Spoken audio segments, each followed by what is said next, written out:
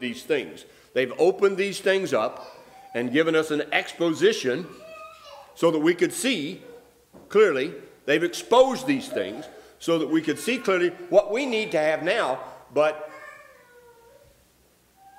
from our text, from our primary text there in chapter 2 and verses 4 through 7, it's clear that even we don't have it all yet, do we? There is more yet to be shown. There is more yet to be revealed.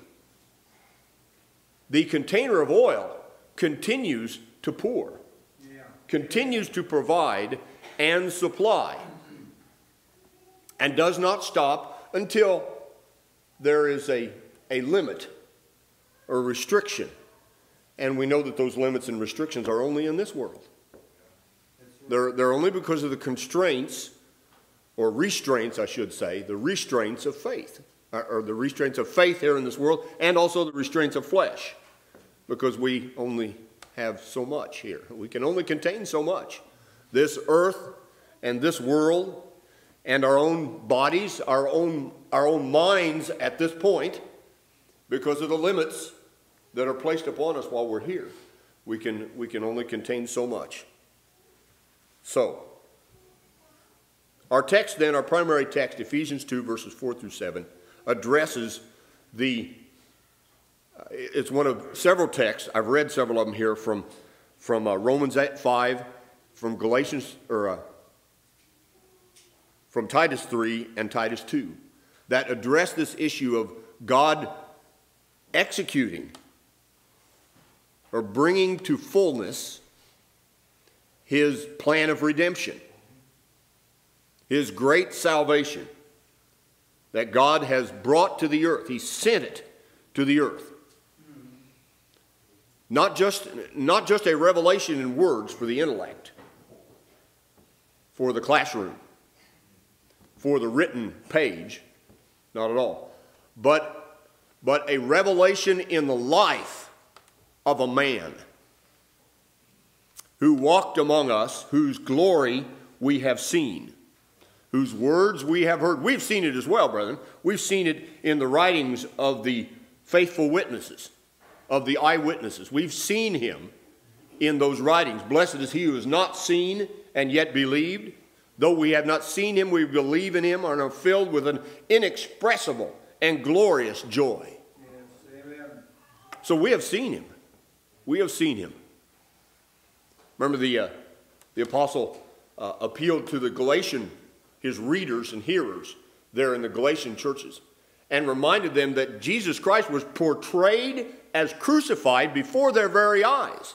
He was portrayed that way in the preaching of this message. God has appointed, he has ordained the proclamation, the declaration of this message to save the soul. As far as we know, there was only one who was saved that day at the actual event at Golgotha. And he was one of the men at the on the cross, whom the Lord took with him into paradise. This day you shall be with me in paradise. He was the only one who was saved. But when this message was declared on the day of Pentecost, more than 3,000 were added by the Lord. And sometime later, the number quickly grew to 5,000 men.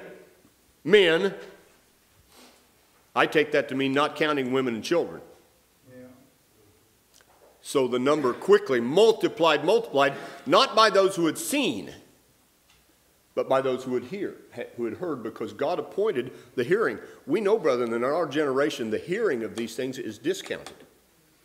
It is pushed off to the side as not so important, and our own personal experience, whether we're talking about in a religious gathering or in some kind of other experience, that's what's pushed to the front, and that's what's made primary and most important.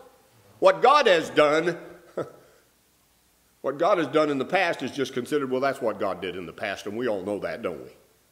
So let's go on to something bigger and better. What foolish thinking. What foolish thinking that there could be anything bigger or better than what the Most High himself has accomplished. Amen. So in this vein, then, the apostle writes, but God, who is rich in mercy, That word, of course, immediately brings to mind abundance, ability, resources, a large and overflowing amount of resources. Remember the text where it records that Jesus looked up and he saw the rich putting their gifts into the treasury. He also saw a certain poor widow putting in 2 mites. He said, "Truly I say to you, this poor widow has put in more than all. For all these out of their abundance have put in offerings for God, but she of her poverty put in all the livelihood that she had." Now that gives us an illustration, if you will, of how heaven measures these things in this world. Yeah. Yes, amen. But now, when the apostle here talks about the riches, or God who is rich in mercy, it's unmistakable that this is speaking about abundance. Amen. Abundance.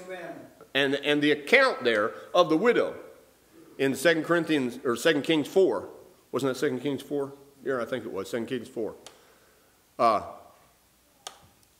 Affirms to us God's ability and willingness to use that abundance for his people.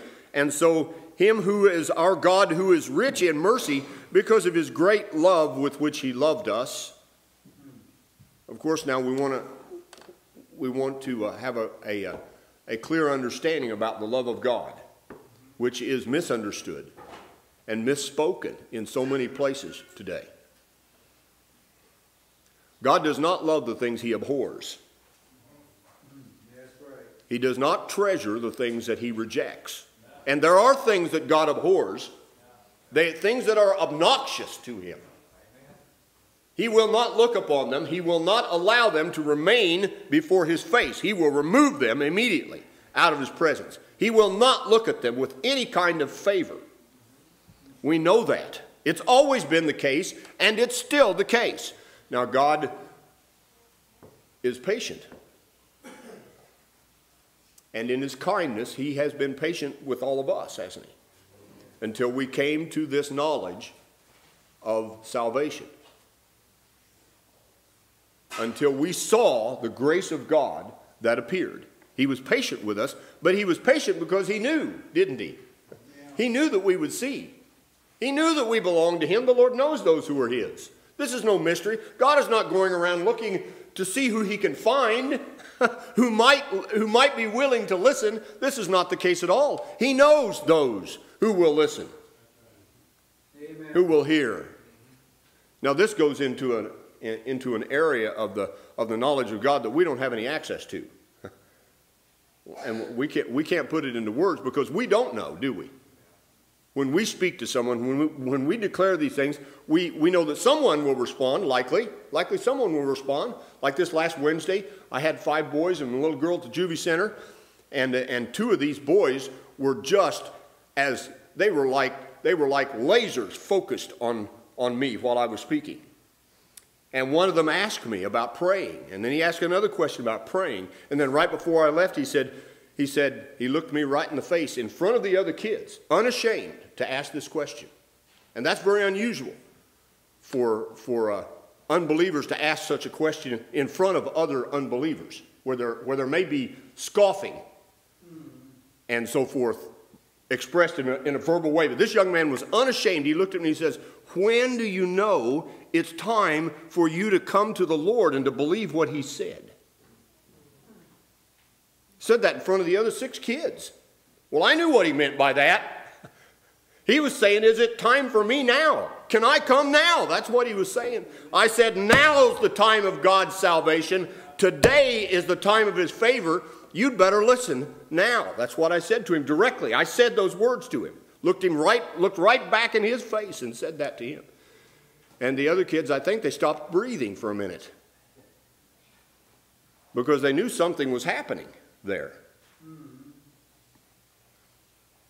And we don't know that. I didn't know he was going to ask that in such a direct manner. We don't know that, but the Lord knew. The Lord knew. And so he put me there in that place and in that time for that young man who was ready to ask about the hope that he heard me talking about for an hour. I'd talked about these things for an hour. And I just looked at my watch and said, it's about time for me to go. And he says,